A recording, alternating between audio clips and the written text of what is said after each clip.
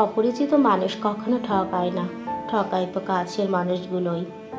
কেউ যদি আপনাকে খুব বেশি প্রায়োরিটি দেয় তাহলে ভাববেন না মানুষটা অনেক সস্তা। আপনার কপালটা অনেক ভালো, কারণ পৃথিবীতে এত মানুষ থাকতে সে আপনাকেই প্রায়োরিটি দিয়েছে, আপনাকেই সবসময় বুঝতে চেষ্টা করে।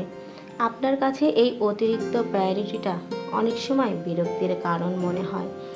একটাবার ভেবে দেখুন তো, যে মানুষটার কাছে আপনি এতটাই স্পেশাল, যে তার সবটা জুড়ে শুধু আপনি আপনি আর আপনিই আছেন, তাকে অবহেলা করাটা কি ঠিক?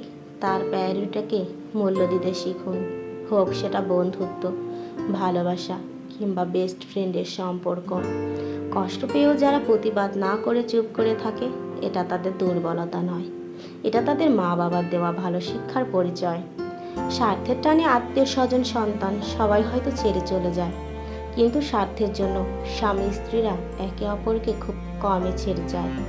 কেউ আপনার না, এটা মাথায় রাখলে অনেক কিছু সহজ হয়ে যাবে, চাপ কম লাগবে, নিজেকে ফ্রি মনে হবে। যতটুকু পাবেন মনে করবেন বোনাস। সবাইকে নিজের মতো করে ভাবতে যেও না, প্রতি মুহূর্তে ঠকে যাবে। কথাটা তেতো হলেও সত্য। তুমি যার কাছে সহজ সরল হবে, সে তোমাকে সস্তা ভেবে ছুঁড়ে ফেলে দেবে। ধনুক থেকে বেরোনো তীর আর মানুষের মুখ থেকে বেরোনো শব্দ একবার বের হলে তা আর ফেরানো যায় না। জীবনে সব কিছু থাকলেও মানুষ সুখী হতে পারে না যদি শান্তি না থাকে। তোমার মূল্য যে বোঝে তাকে কখনো অবহেলা করো না। তোমার গুরুত্ব যে বোঝে ভুল করেও তাকে ছেড়ে যাওয়ার কথা ভেবো না। বয়সটা অল্প হলেও অভিজ্ঞতাটা এই বয়সে অনেকটাই হয়ে গেছে। কাউকে হাসাতে পারলে নিজের মনটাও আনন্দে ভরে ওঠে। নিজের খরচা নিজে চালানো আর নিজের পরিচয়ে পরিচিত হওয়ার মতো শান্তি পৃথিবীতে আর কিছুই নেই। সময় ভালো থাকলে সবাই আপন বলে দাবি করে, প্রতিষ্ঠিত হতে পারলে সবাই পরিচিত বলে পরিচয় দেয়। সময় সবাইকে সব কিছুর উত্তর দিয়ে দেয়।